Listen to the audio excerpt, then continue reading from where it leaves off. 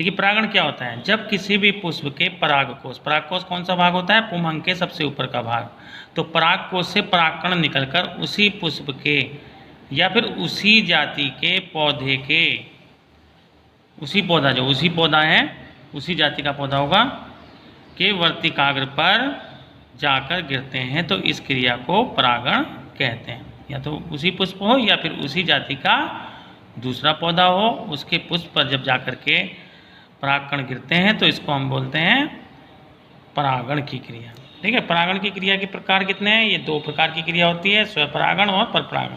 स्वपरागण में क्या होता है, जब किसी भी पुष्प के परागकोश से परागकण निकलकर उसी पुष्प के, या तो वही पुष्प हो या फिर उसी पौधे का कोई दूसरा पुष्प हो, उसके वर्तिकाग्र पर पहुंचते हैं, तो इसे क्या कहते हैं, इसे स्वपरागण कहते हैं। इस प्रकार का जो परागण होता है वो आमतौर पर द्विलिंगी पुष्पों में होता है, उदाहरण इसका गुलाबांस, गुलमेहंदी में है।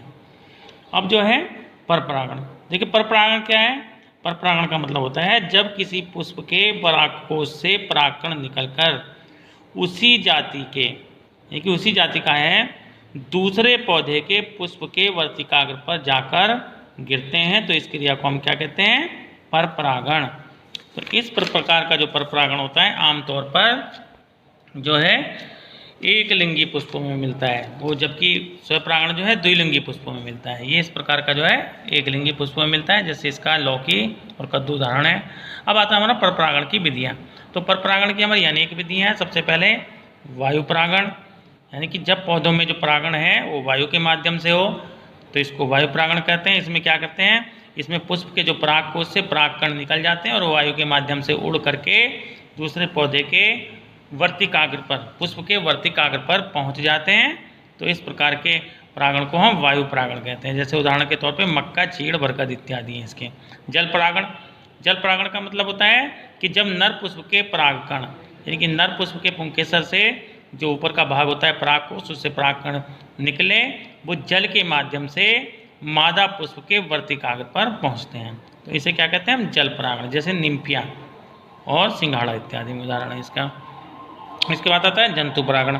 जंतु परागण का मतलब होता है जब परागण की क्रिया जंतु के माध्यम से हो, तो इसे जंतु परागण कहते हैं। जैसे रेपलीसिया का 1 मीटर बड़ा पुष्प होता है और उसमें परागण क्या होता है, हाथी के द्वारा होता है।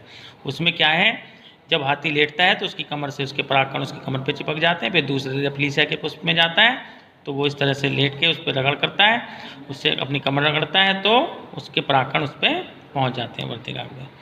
चौथे प्रकार का है कीट परागण।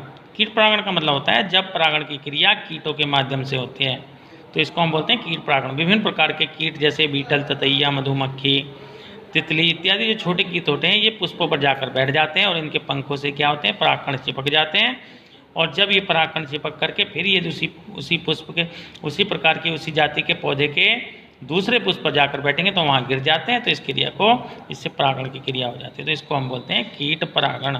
तो इस प्रकार जो है हमने आपको पढ़ा दिया स्वपरागण और परपरागण। परपरागण की हमने 4 विधियाँ पढ़ाई, वायु परागण, जल परागण, जंतु परागण और चौथा है कीट परागण। तो विभिन्न साधनों के माध्यम से जैसे जैसे परागण होता है, जिस प्रकार से परागण होता है, उस आधार पर ये परागण की विधियाँ होती हैं।